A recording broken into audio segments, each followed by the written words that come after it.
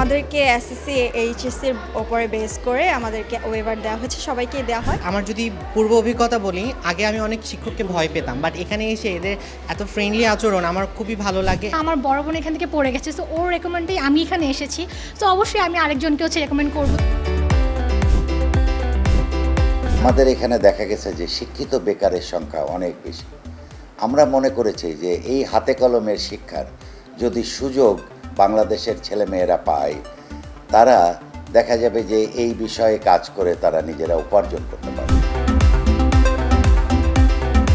আমরা অবশ্যই চাই চতুর্থ বিপ্লবের কনসেপ্টের সাথে, মিশন অ্যান্ড ভিশনের সাথে আমরা এগিয়ে যাব, এবং সে লক্ষ্যেই কিন্তু আমরা আমাদের ছেলে মেয়েদের তৈরি করছি।